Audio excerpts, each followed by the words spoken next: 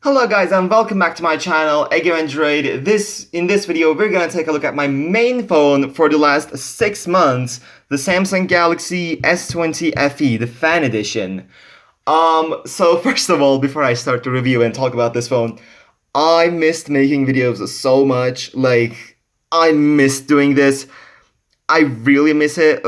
I'm not taking this long of a break ever again, even though I might. I'm just gonna say this, but I really miss doing this. But without further ado, let's start the review. So keep in mind that I have the 4G with the Exynos 990 model. So yeah, it's not the top end S20 FE with 5G, Snapdragon 865, or even the 4G model with Snapdragon 865. It's the 4G Exynos 990 model. So keep that in mind while we're in the review. So let's get into the review, shall we?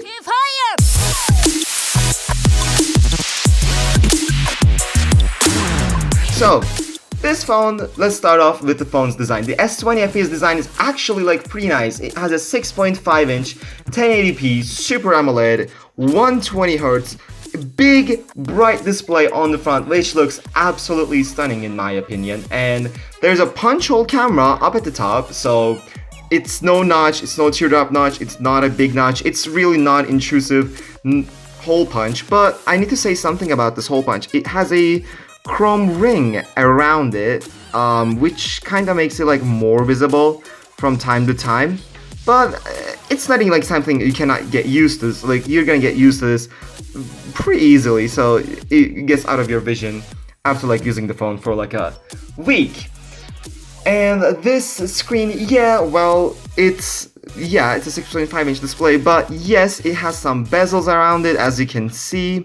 These are not the biggest bezels I've ever seen, but it has more bezels than the other Galaxy S20 series phones in the lineup. So yeah, there's a bit of a bezel around the display, but it's fine. Again, this is not really a huge problem. Main objective of Samsung with this phone was trying to save cost, and this is one of the ways that saved them cost. So the volume buttons and the power button are on the right side of the frames, so there's nothing on the left side of the phone. At the bottom we have a USB-C port that can charge your phone at 25-watt speed. But that's if you buy the 25-watt power adapter. Otherwise, you're stuck with the 15-watt charger Samsung gives you out of the box, which is kind of slow, and I would suggest you get the 25-watt adapter. It makes the experience so much better. Just get the 25-watt adapter if you can. And also, there's your one of your stereo speakers and a microphone at the bottom.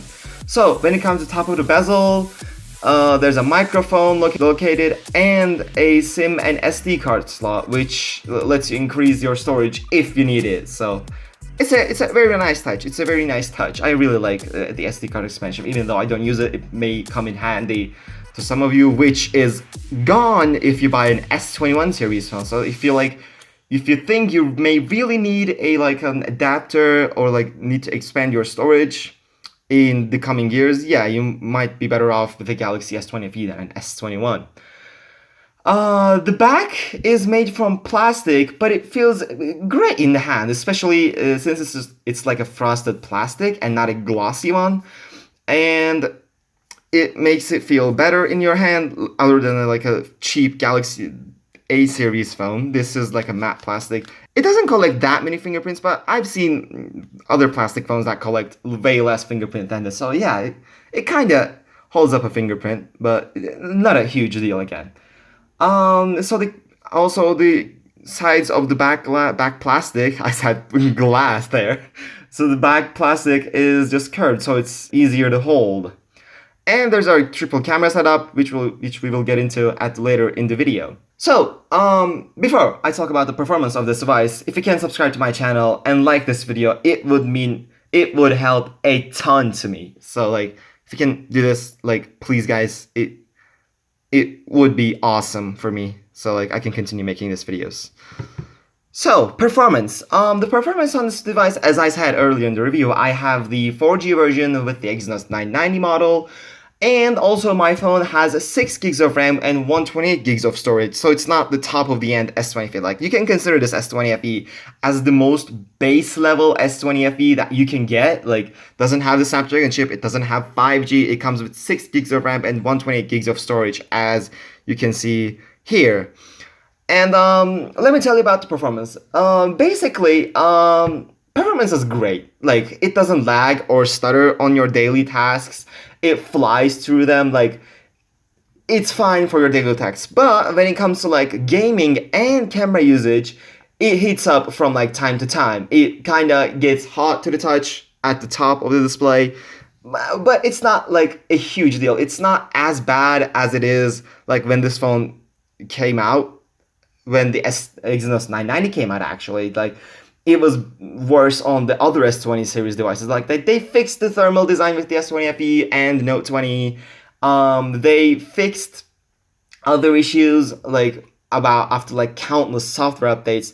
This one doesn't really like overheat on your daily task, which, if you ask me, it's awesome. Like, it's great for your like daily normal tasks. But again, yeah, it can heat up from time to time on like camera usage and gaming. If you do a lot of gaming, yeah, you should consider the Snapdragon version. Also, like, this is not related to S20 FE's performance, but since the animations are kinda bad on the One UI 3.1, it can stutter when going in and out from the apps from time to time. Like, you can like do that, but it's not really, again, huge a deal. But really, overall, this phone is blazing fast, and 120 hertz makes it so much smoother, so you probably won't see any performance issues with this device.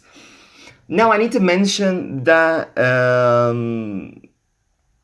Samsung actually discontinued this Exynos 990 S20 FE model, and now they are making the 4G S20 FE with the model number of SMG780G. So this is the SMG780F, and there's a SMG780G. Again, a 4G S20 FE, but it has the Snapdragon 865, just like the 5G version. So if you're considering this phone, like, you don't really have to worry about it. It probably has the Snapdragon chip, but like, if you can get the Snapdragon chip, it would be better. But like, getting the Exynos chip is not like end of the world. It's really nice, again. So the battery life is okay on my S20 FE. It's not a great battery life. It's not like insane. I can get like 10 hours of screen on time. No, it's not insane, but it's okay. Like, this S20 FE has a 4,500 milliamp hour battery, and on my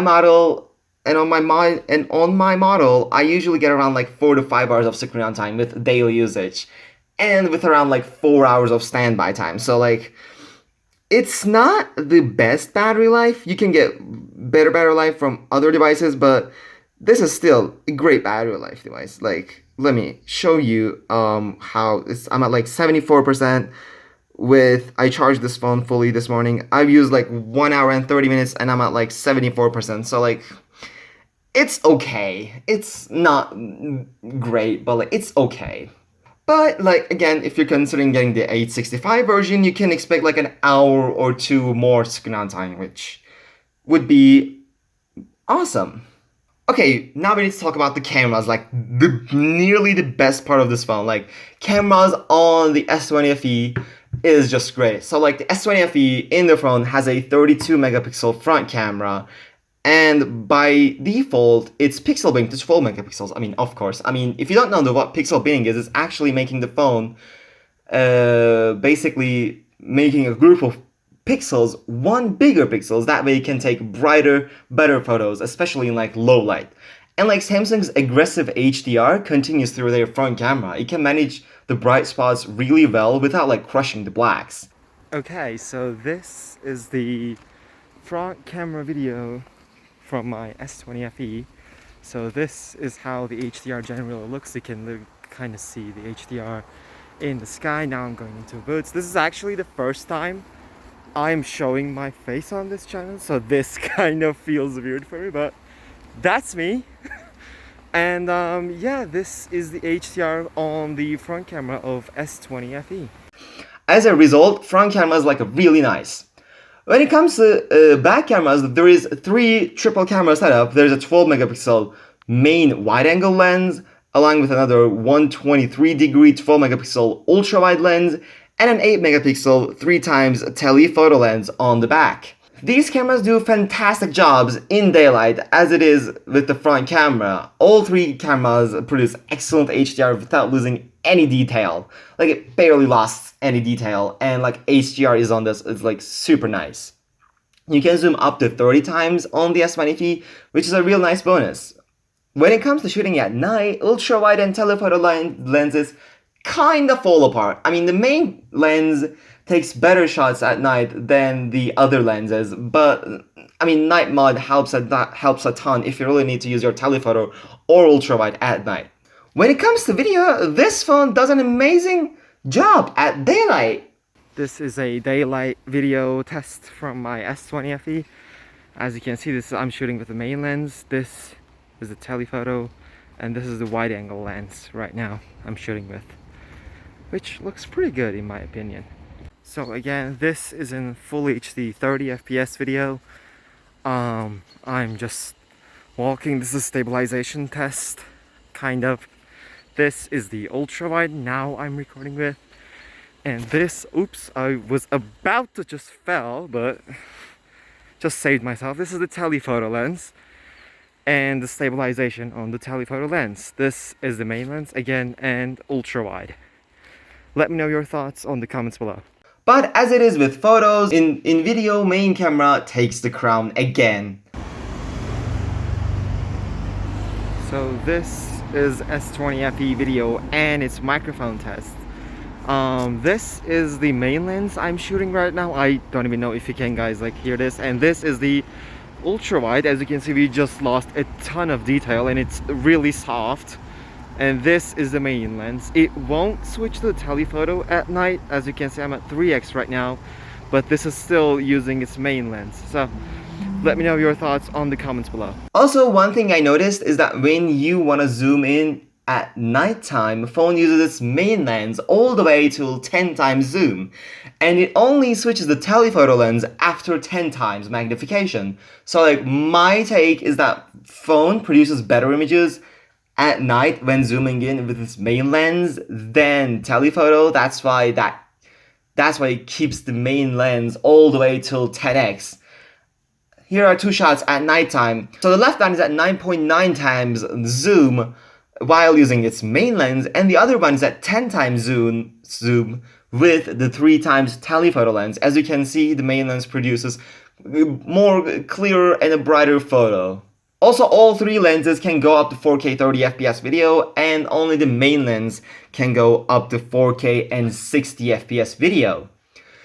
But like, in conclusion, I would say this phone has a really, really good camera setup, and it won't let you down in like basically any situation. There are even more extra features with this phone. Like, we talked about its battery life, its performance, its design, but like, there are like extra features we haven't talked about. Like S20 FE like has wireless charging. It has reverse wireless charging, so you can like charge your Galaxy Buds or Galaxy Buds Pros with this phone. Also, talking about Galaxy Buds Pros, if you want a review on these, just let me know in the comments. I also have these guys. I bought these a month ago or something. So like, if you guys want a review on these, make sure to let me know on the comments below. So back to the review.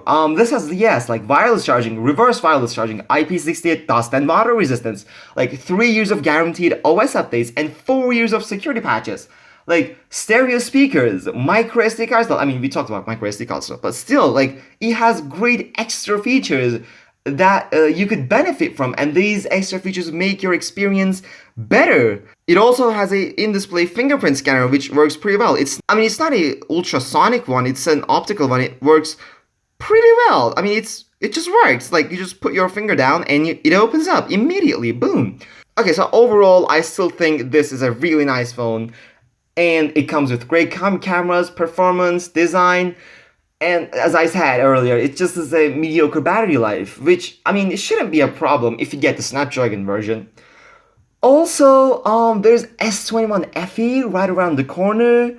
Samsung actually just announced the Unpacked event part 2 at like October 26th or October 20th. Yeah, October 20th. Unpacked part 2. Many people are speculating that S21 FE is gonna come at that event. Some people are saying S21 FE is completely like cancelled. Like the situation in S21 FE is kind of like weird right now. And you need a phone right now. I would say go for the S20 FE. Like this phone should last you at least 2 to 3 years from right now on. So like you shouldn't be having to buy a phone for the next 2 to 3 years if you get this phone right now. At the October of 2021, which has been like a year since this phone came out, which is, yeah, it's been a year, but still, this is such a great device. And yeah, this has been it. This is my review on the Galaxy S20 FE. If you guys really liked it, please don't forget to subscribe to my channel and support me. I really appreciate your help, and I just noticed that like 98% or something of you that are watching my videos are not subscribed. Guys, subscribe, please. Like, that would help a ton. So like, if you could subscribe, please just do it. And yeah, that's been it. Thank you guys so much for watching this video, and see you on another video.